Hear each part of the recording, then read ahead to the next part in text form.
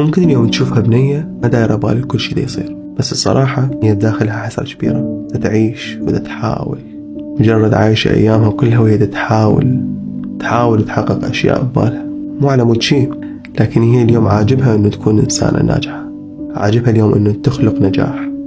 كل اللي رايته اليوم إنه توصلكم لمرحلة الفخر، سواء أنت كإنسان مقرب إلها أو ممكن أهلها.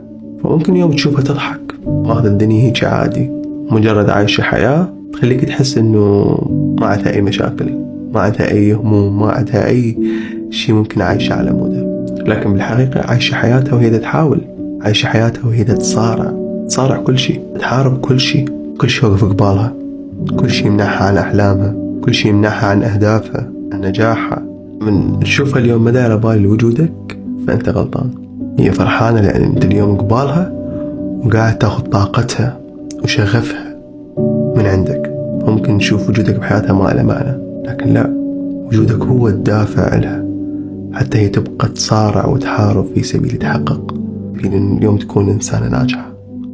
وجودك بحياتها شيء عظيم، وجودك بحياتها هو اللي يخليها تواصل تحارب تقاتل في سبيل إنه ما تخلي شيء يوقف قبال أهدافها أو أحلامها، مستعدة تواجه كل شيء لأنها مستقوية بيك. ممكن مرات تشوفها ما عندها حس المسؤولية، ما عندها أي حس للمسؤولية. أنا ما أرجع أقول لك مو صحيح، أكو بنات تربوا على دلال، علموا على دلال، لكن هم حابين كلش إن يكونون أكثر مسؤولية، يتعلمون شلون يتحملون المسؤولية. فإذا كانت بحياتك مثل هيك بنية، جرد اسندها، جرد أوقف بجانبها ولا توقف ضدها، وبالمستقبل راح تعرف أنت شقد كنت محظوظ بيها، شقد أنت اليوم محظوظ بهاي الإنسانة.